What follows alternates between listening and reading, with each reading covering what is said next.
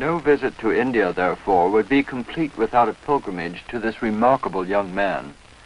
Prince Panu was given the honor of a private interview with the Tibetan God King. He brought a gift, and they exchanged the traditional scarf, which is a gesture of respect. I like your holiness. Prince Panu asked the Dalai Lama to unburden his heart in a statement to the people of the world.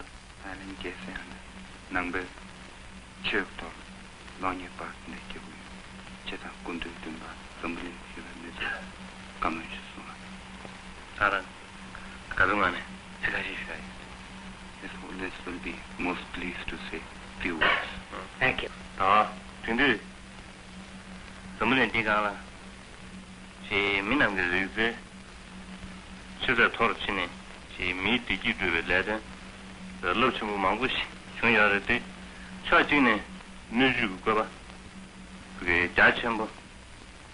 Man's progress in the field of science, His Holiness is saying, has enabled him to exploit nature for his welfare and happiness. Unfortunately, however, the great achievements of science are being used to develop weapons of destruction. Even worse, the strong are showing an urge to dominate and oppress the weak. Mankind, therefore, lives in a constant state of fear and distress. This suffering can be traced to man's egoism, which makes him think in terms of victory for myself, defeat for others.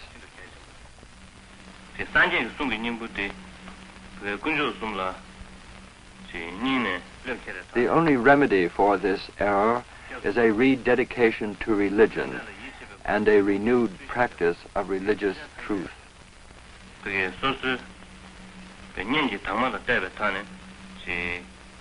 Lord Buddha enjoined us to seek refuge in the three Ratnas: the Buddha, his teachings and his disciples, the belief in and observance of the chain of cause and effect, and the casting out of sin in the attempt to achieve virtue. All of us must recognize that all living beings are our kinsmen, and we must work for their benefit. If mankind accepts these ideals, then world peace will inevitably follow. All men, regardless of nationality, crave peace and happiness. No one desires misery and suffering. Man can elevate the human race above the animal kingdom only if he desists from causing injury to the weak, and only if he respects the rights of even the most helpless. Only by perceiving and practicing this truth shall we preserve the great achievements of the human race.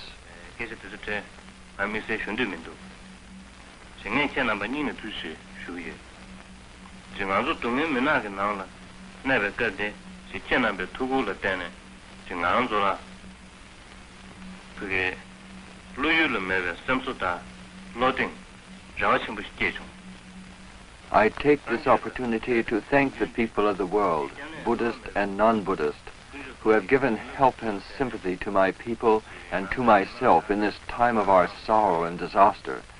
I want to say nothing that might evoke ill feelings, but most of you know what has happened and is happening in Tibet. Your sympathy has given us, the Tibetan people and myself, great consolation, encouragement, and hope in these days of our suffering. Prince Panu then mentioned that the Dalai Lama was assumed to be a living Buddha, or God King, and he asked the young man how this felt.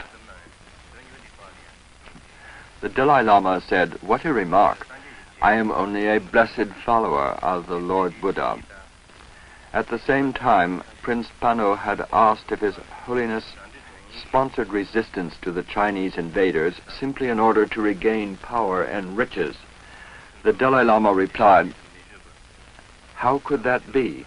If I desired only power and wealth, I could surely obtain them by forfeiting the right of my people to resist the Chinese invaders.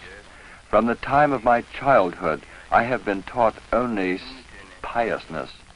All Buddhists must know that our sanghas, our priests, are barred from indulging in worldly pleasure and must give up material possessions.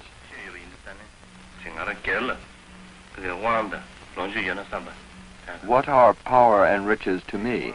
I did not become Dalai Lama through the use of force and power. Why then should I try to gain them?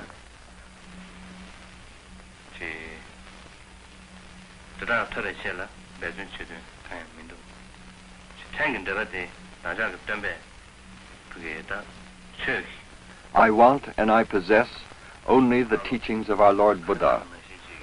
As the leader of the followers of his teachings, the welfare of my people and my country are my responsibility. The accusation that I wish power and riches is only evil talk on the part of my enemies, the Chinese.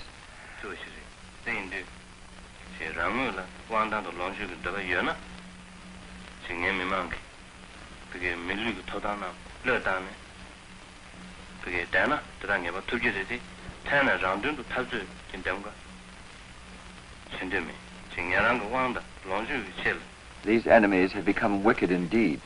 They have destroyed our homes. They have turned our guns on us. Our people live under great privation and suffering. Prince Banu asked next what His Holiness expected of the future.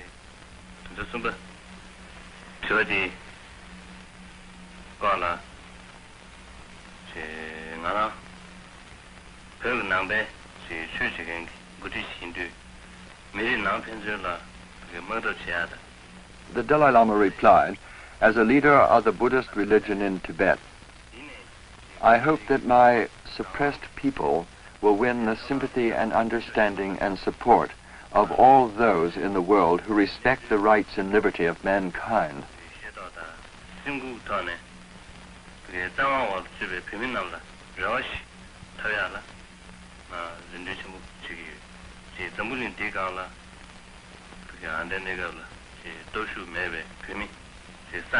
Please consider, he said, that there are only 9 million Tibetans, probably less now.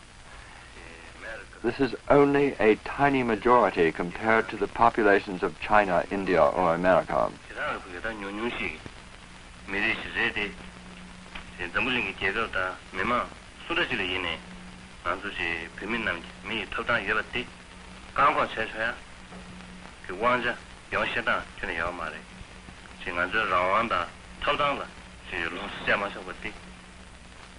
Although our number is small, although we are only a few millions, what right has any people or nation to deny us basic human rights? Why cannot we have our liberty, our rights, our simple existence? In the present circumstances, I have only my hope. It is a small hope, but it is indestructible.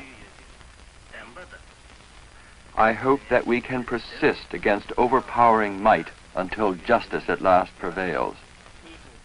Finally, Prince Banu suggested to His Holiness that people of a small country must have tolerance and patience.